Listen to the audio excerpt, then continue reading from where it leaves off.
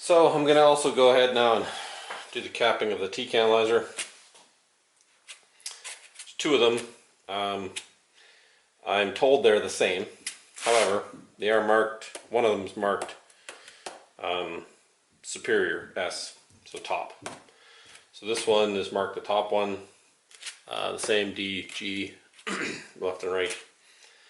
So I'm going to mark those just so I can kind of keep track of which one is which. But in the wood pack, 2 tips for each one, and 2 sets of leading edges for each one. Again, they are kind of that double tapered shape, just like the wing is. So they do have a curve. So I'll put the tip on the same fashion. I'll overlap the wing, the root, or the leading edge, and then cut that and put that up to the front. Now, the front of these is too narrow. This is going to have to get cut back to fit the fuse. So I want to do the capping first, cut that back, and then I'll put a leading edge cap on here after I kind of get that set in the fuselage, sitting in the saddle. I'll go ahead and get started on that capping. Okay, so our T-cans are done here. So again, the same process. Tip with the leading edge overlapped, and then just butt joint, and away we go. So we'll let those set up, the polyurethane set up, and then we'll be back to clean them up, rough sand them out, and then they'll be ready to start working on mounting them to the fuselage. Okay, so I finished the capping on the T-can, so I just, same process, planer and sander. So they're both done here. So while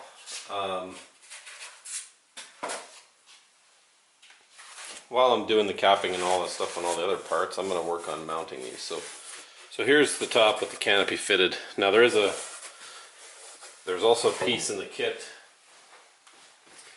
this guy here, that will go on top. It'll get attached to the top of the T-can when it's all done.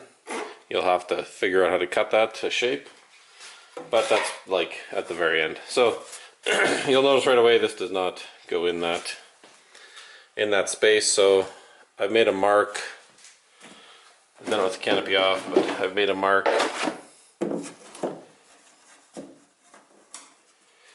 basically underneath there at the front, just to at least get it back to flush here.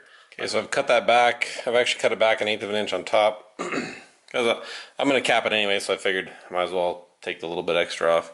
So you'll notice that underneath, it's more in the center section of this fuselage is. It's this piece here that's basically in the way. So what I'm going to do, since I'm going to run a former through there anyways, I'm going to basically cut this out very close to that edge and basically just cut it back these angles a little bit here. So taking that top section out again, my Dremel diamond cutoff wheel and a sanding drum and a vacuum cleaner.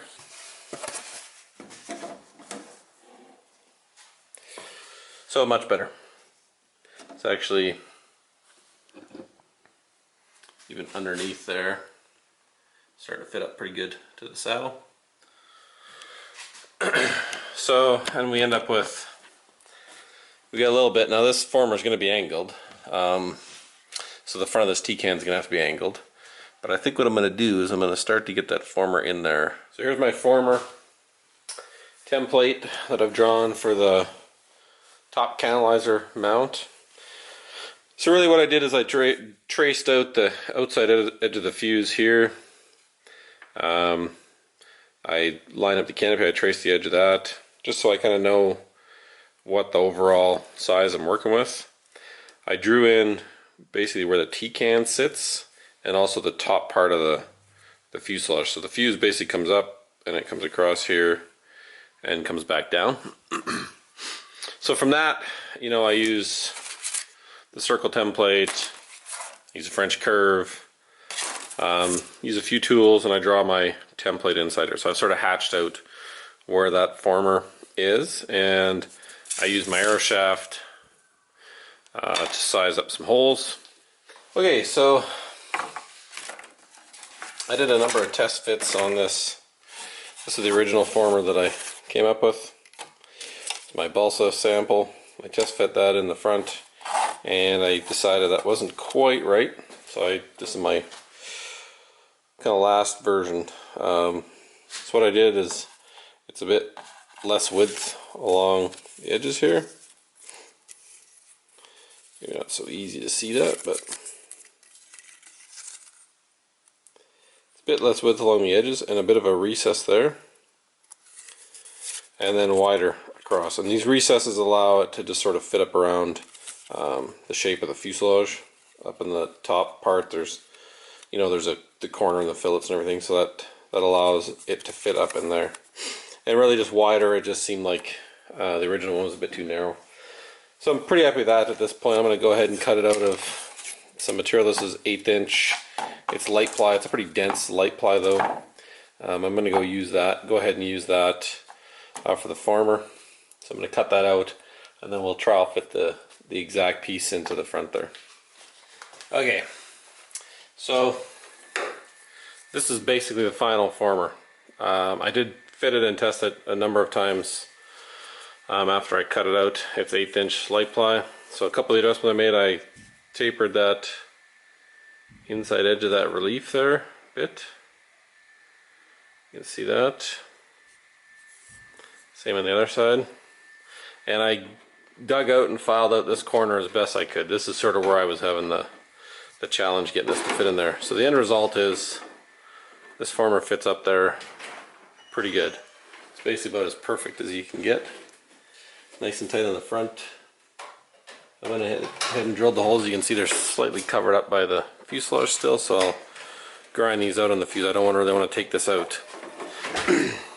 And then all this material here, once this gets glued in place, will get taken out of this part. So I'll basically take from across the bottom, I'll leave this bottom piece, if you can imagine, I'll leave this intact across the bottom here, and then I'll cut out all this essentially like that. So this will all be hollow in here with that former in behind there. First thing we gotta do is sand up all on the inside here. We gotta make sure that that's roughened up. So some 60 grit sandpaper I find for up on the inside on this composite stuff tears through the epoxy pretty quick. Gives you a nice good bond. Okay, so there's the part, the high sol on it. So I'm going to go ahead in here and set this in place carefully and get it all positioned and clamp it down.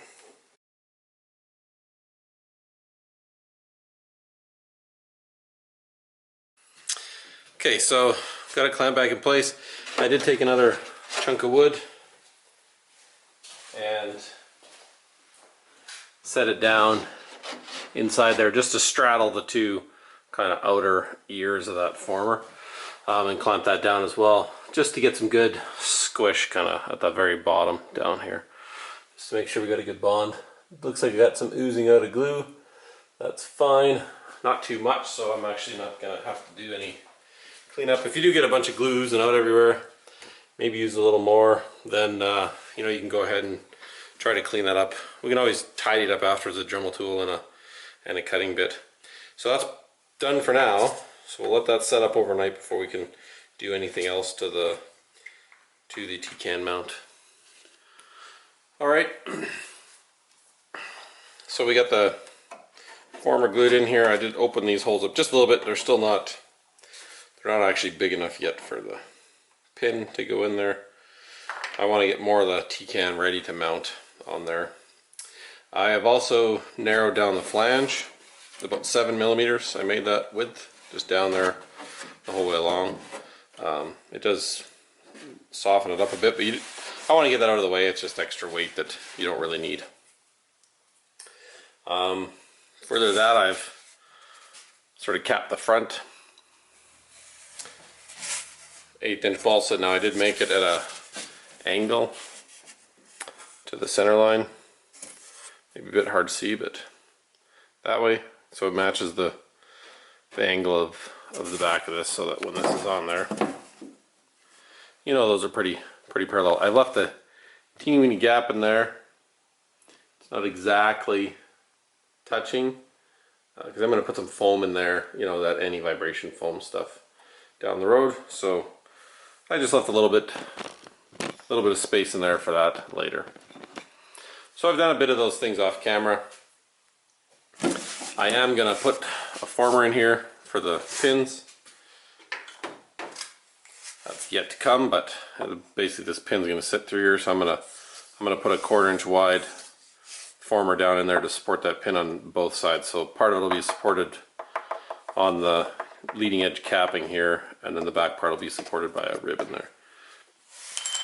The next thing I'm going to do is drill for the back bolt. I'm going to use a single bolt in the back to support the T-can. So I'll have the 2 pins up front and then a bolt in the back here. I've set that about 50 millimeters forward of the rear trailing edge. Looked about right to me. Okay, so basically got the drill press set up to drill our hole for our hard point.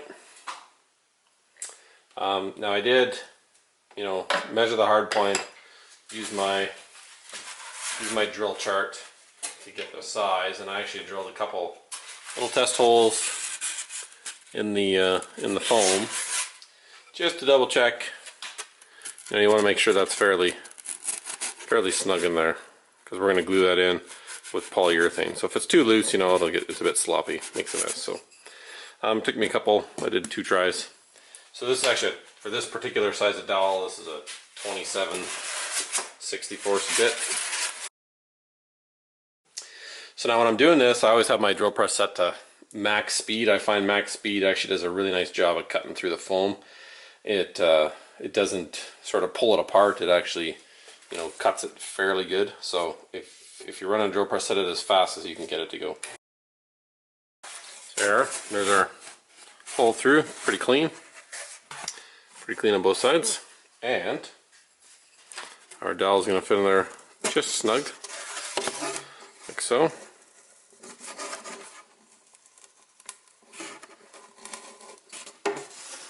Like that. So I'm going to go ahead and cut that off as close as I can. I don't want to spend a pile of time sanding. Cut that off of this side. I'm going to mark it off, take it out, mark it off, take it out, and cut it with the scroll saw. So there's the hard point. The polyurethane's in there. You know, don't be afraid to put a lot of glue in there. When you push it through, it's all going to come squishing out anyways, and just wipe it up. And there's the other side, and so that's going to expand. It's going to come out of there, and then we will clean it up afterwards, and then we'll drill our hole back on the drill press for the bolt. Okay, while we're waiting for everything to set up, I'm going to go ahead and start working on this former. So what I've done is I got center lines on both top and bottom, and really just marked off perpendicular to that center line, basically where that former is going to go. Same spot, top and bottom. I arbitrarily just picked a dimension back from here, you know, whatever, inch or so. And I'm going to go ahead and score the balsa on both top and bottom, and then it's really easy to kind of slide the knife through and just slit through the foam.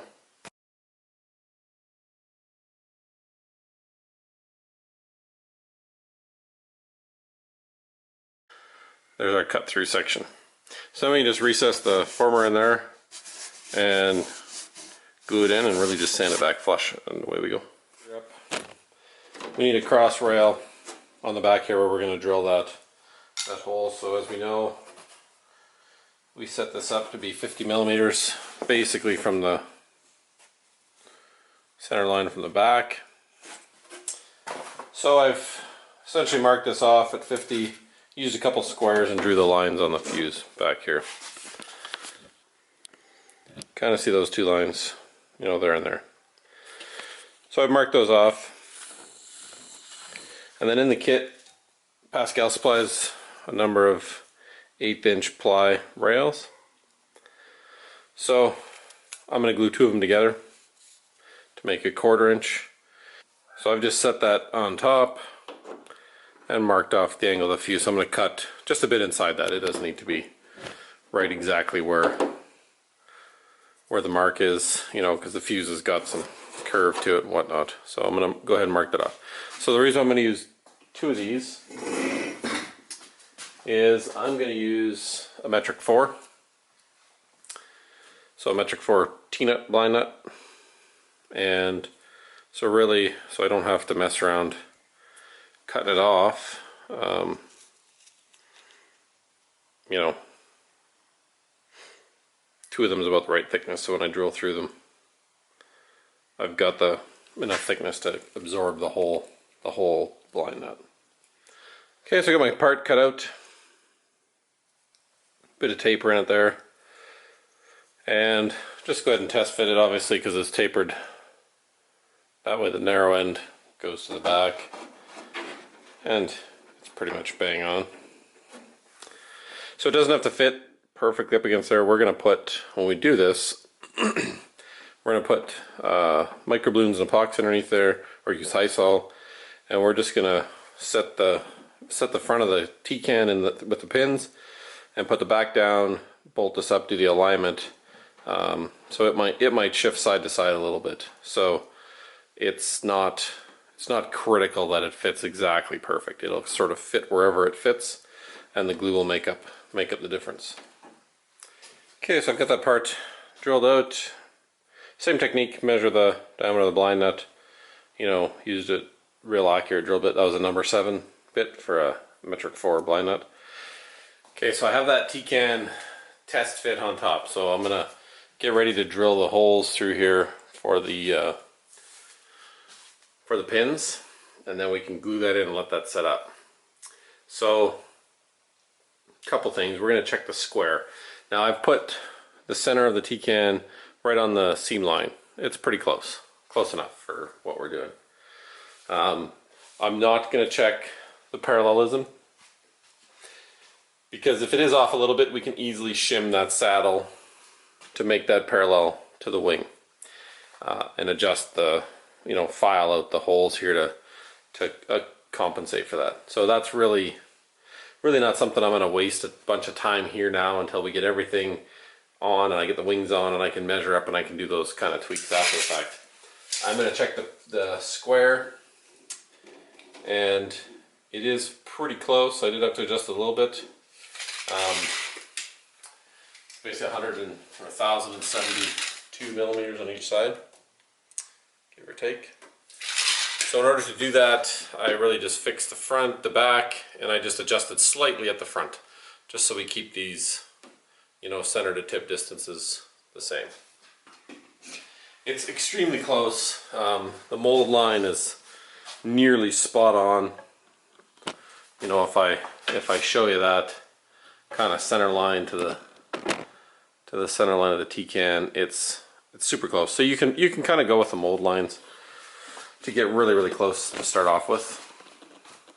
So that I know that fits pretty good, I don't need any kind of major adjustments. I'm going to take this off. And these holes, as I mentioned before, they're not big enough for the pins to go through. I'm going to adjust these now. I'm going to open them up upward. Okay, so I got the holes in there. I ended up having to take them up quite a bit. Not too happy with how that turned out. It could have definitely been more perfect, but if I would have had that former up more. So maybe in the next plane, that's always the thing when you're doing these the first time. Sometimes you learn a little bit. So the next plane, I would definitely put those holes. I'd lift that former up a little bit, or else I'd drill them in the former taller up. And I'll clean that up later so it looks a bit neater. But I've put the canalizer back on. I've got it in the right spot. Now I'm very carefully going to take my sharpened tube, and I'm going to drill out just through the leading edge, or not the leading edge, but the capping I put on the front there. So I'm going to basically put it where I want that tube, and just carefully kind of drill through that as horizontal as I can get it. I just want to get through that 1/8 inch part so I got exposure to the foam. So there, I'm through that. Go ahead and pop that piece out of the drill. And then the same with the other side, kind of wherever you want it there. So there, we're drilled out into the foam now. So how are we going to drill the foam? That's a different trick. So I went ahead and got a drill bit, and I found one that fits pretty nice into that. So I'm going to put that in there. I'm just going to leave it in there like that. So what I'm going to do is I'm going to use that drill bit now. I'm going to heat it up and I'm going to use that to drill the foam down out through where our former is going to go. Now I'm just going to heat it with a match or a lighter. Doesn't take a whole lot. And because that drill bit's a little bit undersized because it's going in the ID, when it melts the foam, you know, it's going to melt a little bit bigger than what the drill bit is. And the foam will then be just the right size for the tube. Make sure you get it hot enough, or else it's not going to go in very easily.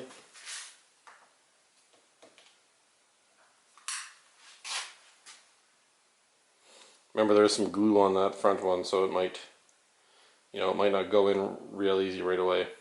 Once you get past that glue, it should just cut through that foam like nothing.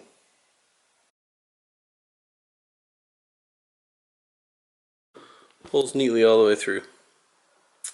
So we're ready to go cut some of the tubing off. Get some of the tubing cut up, and then we can basically slide it in there with our polyurethane, put that former in place, get it all joined up. Okay, so I've cut off a couple sections of carbon tube, about yay long. They fit in there real nice. You know, if I go in there and there. So there they sit in there. You know, we can clean them up on the front later, and basically a test fit in here. You know, they go in there pretty nice as well. Just double check that your former fits, because you don't want to get all that gluing done and then realize that, oh, we got to make another former or adjust it slightly. So I'm going to do that off camera, and I'll show you when I'm got it all back reassembled. So there we got the former down, pins in, all the glue in place. I put quite a bit in. I did spritz it with some water just to get it to expand even more. So that should give us a pretty solid bond through there, and we got two formers to support those pins. So really, okay. So we're gonna continue with our top T-can mount. So the former cured up. I planed it, sanded it, cleaned it up. It's not 100% perfect yet. I'll wait for that glue. It'll harden up a little bit more over time, and we'll sand it down more and put in some filler, and that'll basically go away. Our pins are in there nice. They got fairly close to the center, so they turned out pretty good. I think they're pretty solid in there now. They really can't go anywhere without taking most of the front of the T-can off. And we've cleaned up the dowel on both sides of the back. I also tidied up the front of this. It wasn't the best cut I got on the wood, so I just put another piece of wood on top of it just to sort of tidy it up, make it fairly flush with the back of this where the canopy goes here. So really, we ended up pretty good fit overall on the T-can. You know, we're going to slide down, put our pins in there and on the back, and we're basically going to bolt that, and away we go. So now what we got to do is we got to get the bolt in there with our cross support, right? So we're going to drill the hole through the dowel for our metric 4 bolt, and then basically reassemble this all together with some epoxy and microballoons at the location of where this guy is going to sit. Okay, so we're set up the same way, using our foam chuck to support the piece being level. We're going to drill through the dowel. Now, when you're drilling with the dowel, go slow. You can easily press too hard and kind of distort it, so go slow, let the drill bit do the cutting. So there we go. Nice hole for our retention bolt. Okay, so we're ready to set this in here. For this, I'm just going to use some 20-minute of the high sol just to set it in place. And then I'm going to come back at the end of the build and really fix up all the fillets and everything, because there'll be a number of places we got to do that on. So all this stuff, I just set it so it's not gonna, you know, fall out and whatnot when we're building it, and tidy it up after the fact.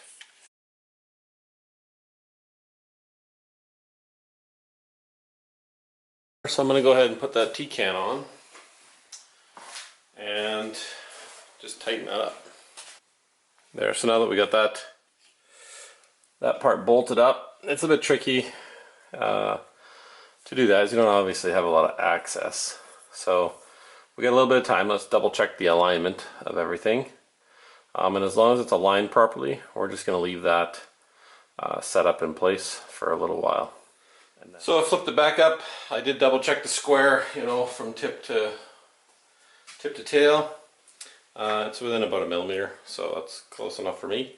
And throw some weights on there, and we're really going to let this cure up, you know, for half an hour or so, and then when it's done, come back and take it off. Okay, so we got the T-can finished up. Glue's all cured up. Here's our former in place. I did have a little bit of glue sticking out past the edge. Just clean that up with the Dremel tool, so everything fits nice. Here's the bolt in the bottom, and I just put an O-ring on there so you can't lose it. Right, it holds it in place from falling out, and then a washer and the flathead screw on top. So you could use a regular socket head cap screw. I chose to use a flathead screw as it looks a little neater.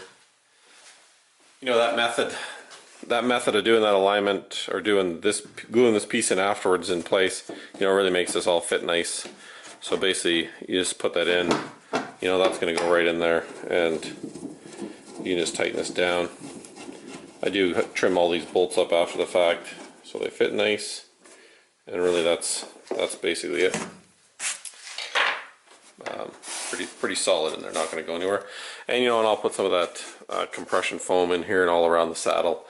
When we finish up, may have to do some slight adjustments on the pins just to get that to fit once you put all that foam in place, but at least you know it's square, so as long as you don't get too carried away, it should fit up nice. One question might come up, why would I use 4mm? Why not 3mm? 4mm seems big. The reason is actually the same from a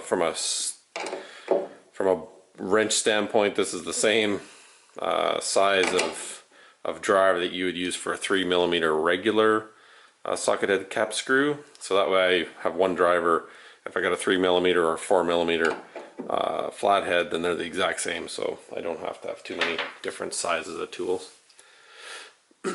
So one last thing I'm going to do is I'm going to glass around here on both sides, and really it's just to distribute the load of that screw over a bigger area.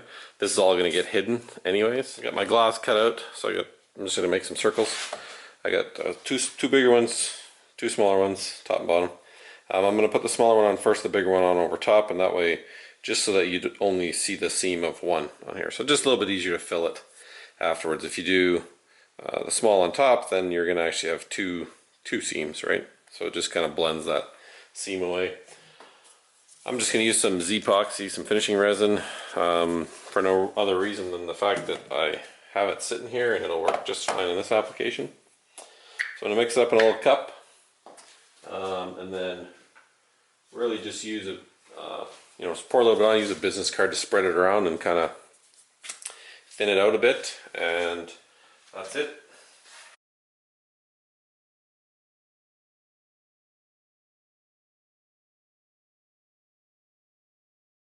There, that's good enough. So it looks like there's a top and the bottom.